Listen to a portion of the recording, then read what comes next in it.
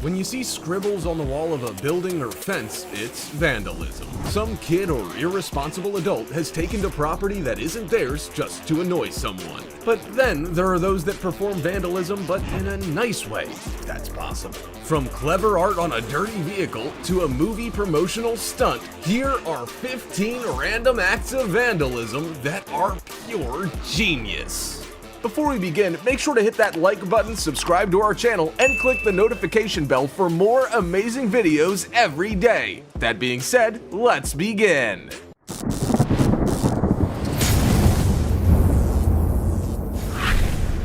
Number 15. Traffic Barrel Monster. Most people are familiar with the sight of traffic and construction barrels. We would submit to you that our newly designed traffic barrel is They are orange plastic barrels with white reflective stripes used to channel vehicles near construction sites. Traffic companies own them throughout the United States, and they can cost upwards of $100 each. The price tag may make you wonder why there are so many of them out there, but they are a necessary part of traffic management. As it turns out, they are an essential component of artwork as well. Joe Carnival turned heads back in 2009 with the creation of a traffic barrel monster. He cut, shaped, and crafted the orange barrels we all know so well into a tall monster with teeth, arms, legs, and a terrifying gaze. The statue was present at a state fair, but that's not only where you'd recognize it. Traffic barrel monsters also started popping up on city streets, much to the delight of passing motorists. The only thing is that while this random act of vandalism was pure genius, it was also just that, vandalism. Joe Carnival was arrested for his art because he stole, cut, and screwed the traffic barrels, which is a misdemeanor in North Carolina. Number 14. Ant-Man vs. Yellow Jacket. Ant-Man is a 2015 thriller and science fiction movie with a master thief called Scott who can make himself really small, like an ant, obviously. His arch Marvel movie nemesis is known as Yellow Jacket. The movie itself is pretty popular, but the popularity doesn't end with the film. It has made its way into the art world, too. Slinkachoo was tasked with launching the Little People project in 2006, which involved tiny superhero action figures positioned all around London to capture people's attention. These models were crafted by German company Pizer, but installed and photographed by British man Slinkachoo. While he wasn't all that into commercial projects, he was contacted by Marvel UK and agreed to be a part of the Ant-Man shoot and project. Everyday objects like broken lampposts and grazed road bollards were chosen for the tiny figures. A bollard that had been hit by a car and sat at a precarious angle all of a sudden looked like Ant-Man and Yellow Jacket were to blame. The Londoners loved it. Number 13. Alligator. The most intelligent and creative thing many of us can muster up to write or draw on a dirty vehicle is "clean me." Yeah, so original and more likely to annoy the owner than anything else. But imagine if someone came up to your dirty vehicle and created a work of art with the muck. You're unlikely to be all too annoyed by that or in a hurry to clean it off.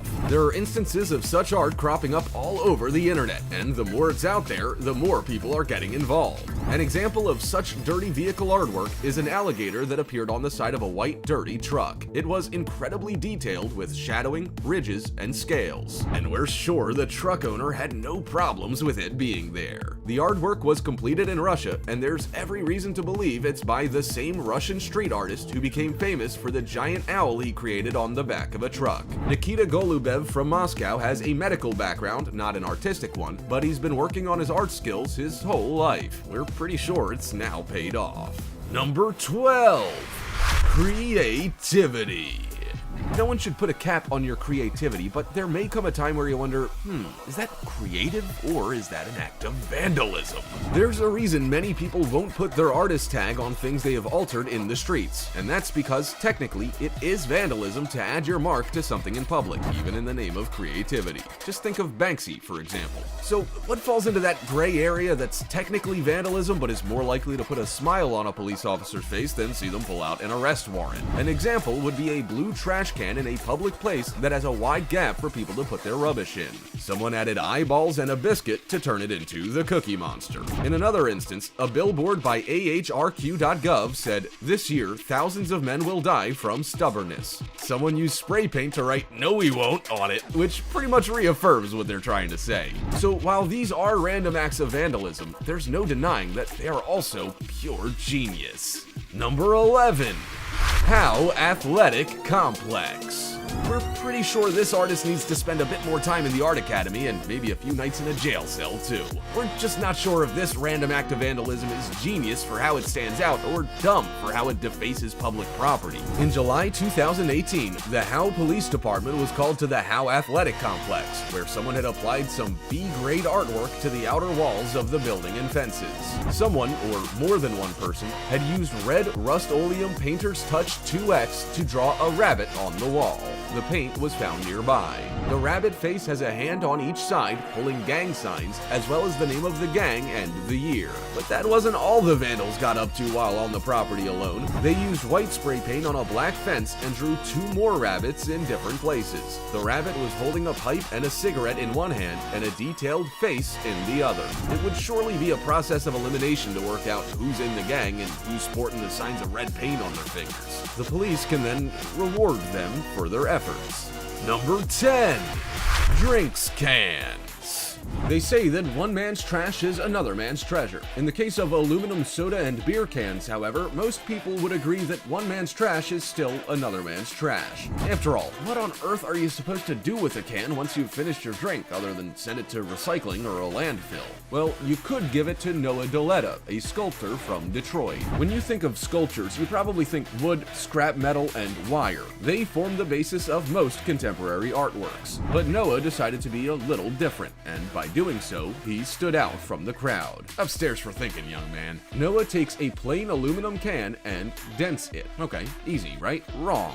He dents them methodically and forms geometric shapes that turn a waste object into a work of art. Noah said the technique is scratch, dent, and crease, and the results are astounding. Each can is hand-dented, so there are no fancy machines to do all the hard work for him. He then displays them in a box on a stand, rotating for people to see all angles. Number 9.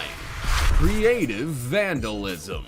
Vandalism doesn't always have to be about destroying someone's property so that it causes a lot of inconveniences to fix. It can also be about enhancing something, seeing the beauty in it, and making a work of art. Instances of creative vandalism can occur everywhere you look, such as these examples. A beautiful dandelion growing out of bricks is the only piece of greenery in the area, and an eco-conscious person is obviously trying to protect it. They created a mini gate system and a sign that says "Do not touch," similar to what you would find in an art gallery. Another person took vandalism to the next level by drawing a beautiful head and shoulders on a white fence so that the overhanging bush above looked like her hair. The result was impressive. Someone else captured this creativity too by using an image of Popeye the Sailor Man on a fence to make it look like the green bush was spinach out of a can. As it turns out, vandalism doesn't have to be an eyesore. Number 8.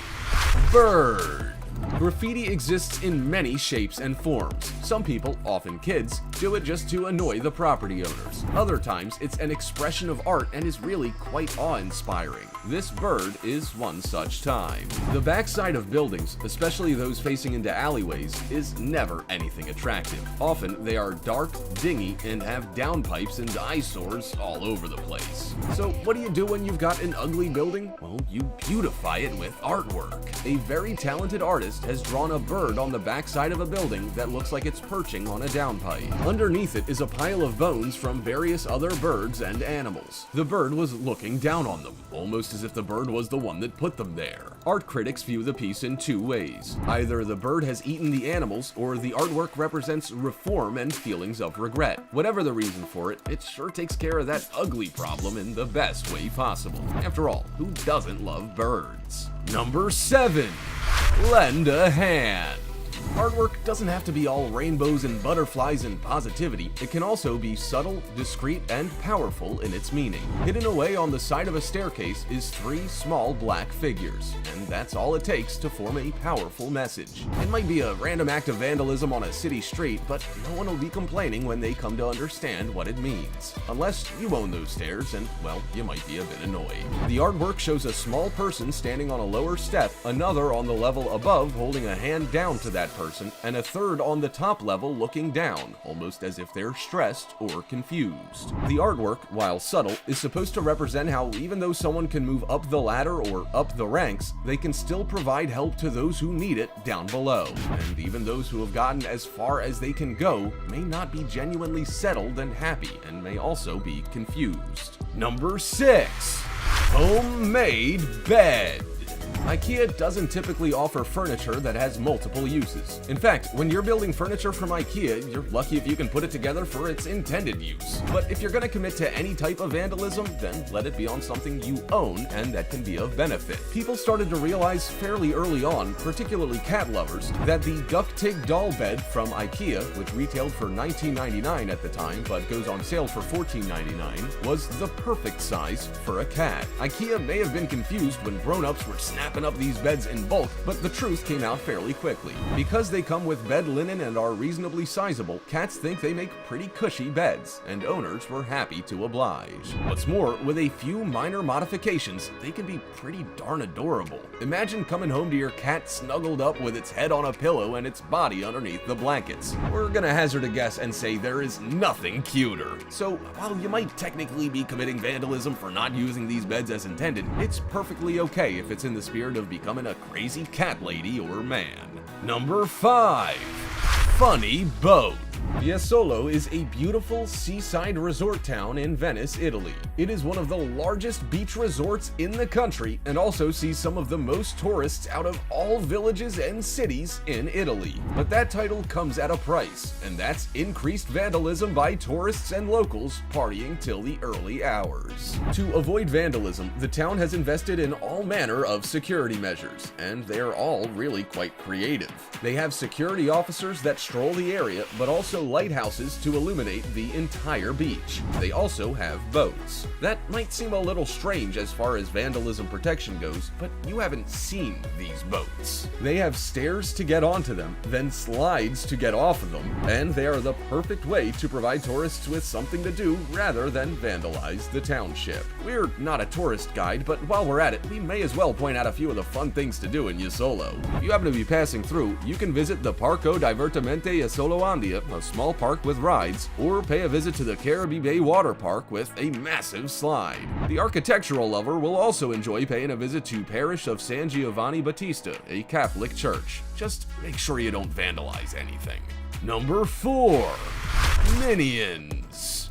One of the last places you want to be caught vandalizing is Singapore. The country is so proud that you can't even buy chewing gum there in case it ends up on city streets. If you're caught doing anything that destroys its image, imprisonment can follow. So it's often not worth the risk. Unless you're Lithuanian artist Ernest Zakarovic. Ernest was on a month-long residency in Singapore and wanted to express himself in the only way he knows how, through art. The problem is, well, that he's in Singapore. Fortunately, Ernest won the support of locals who happily offered up their private buildings for him to paint on.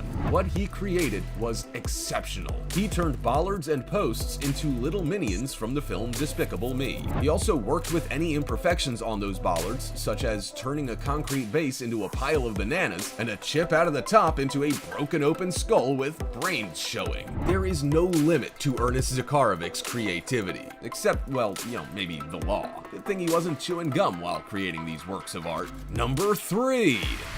Malaysia vandalism. Vandalism is a huge problem in Malaysia. According to council documents, the destruction of public properties in Selangor, Malaysia causes losses of more than RM 10 million every year. which is around 2.5 million US dollars or thereabouts. That figure may be higher in other cities, showing there's a real problem. The vandalism is widespread in urban parks, signage, bus stops, billboards, and people's fences and buildings. Basically, it's everywhere. While much of the graffiti and vandalism you'll find in Malaysia is ugly, unimaginative, and lacking creativity, some of it is quite the opposite. For example, on the side of a building in Penang, Malaysia, there is a cleverly painted picture of an older gentleman by the water. In the background is a boat in a river or lake. While the building may not be the cleanest or most well-maintained, it certainly gets points for its artwork being a pure genius act of vandalism that enhances, not detracts, from the building's appeal. The same can't be said for other parts of Malaysia, though. Not only do some people write and draw on private property, but they also put stickers and posters over road signs and other signage. Getting around a foreign country can be hard enough without not being able to see signs. Number 2. The zebra. If you haven't heard of Banksy by now, then you've undoubtedly been living under a rock. Banksy is a street artist based in England that has been a film director, artist, and political activist since the 1990s. He creates satirical street art and dark, humorous graffiti, and any works by him are worth a fortune. Why? Because no one knows who he is. Viewing Banksy's works of art is a pleasure, even if he is technically a vandal. It seems to pop up everywhere, and always with dramatic meanings that get you thinking. An example of that is street art he produced in Africa in 2009. On the side of a damaged building, he painted a zebra missing stripes and a woman hanging those stripes on a clothesline. According to many, the artwork supposedly depicts how seeing art as vandalism is stopping artists from being able to express their individuality and creativity. However, no one will probably know for sure. All we know is that this piece of artwork is Banksy's signature style, which means he made the journey to Africa, but for an unknown reason. We don't even know if that's what he meant. He's such a dark, mysterious artist. Number 1. Face of City. Is street art vandalism? You be the judge. This face of the city clearly puts people into two groups. It's vandalism, and no, that's art. The face on the side of the building, making use of overhanging plants as hair, was a work of art by Dan Bergeron. Dan came up with the idea as a way to explore personal identity, social relationships, and how a face is a vessel. That means that under every face is something much, much more than meets the eye. The beauty is in the artwork, but also in the expression and clever way it's been displayed. All the artist has done is add lips, a nose, eyes, and the outline of a neck, ears, and chin. There is minimal use of materials and paint, and more use of what was already there, the bushes. The artwork is formed between the N shape of the bush, which forms the outline of the head. Even all the shadowing is in the right place. So while Dan may or may not have had permission to add the paint, we don't actually know, you couldn't really class that as vandalism, right? If you thought you were Picasso, have you changed your mind by now? Some of these random acts of vandalism are pretty intelligent and creative. Have you seen anything similar or even these in person? Also, check out our other cool stuff showing up on screen right now. See you next time!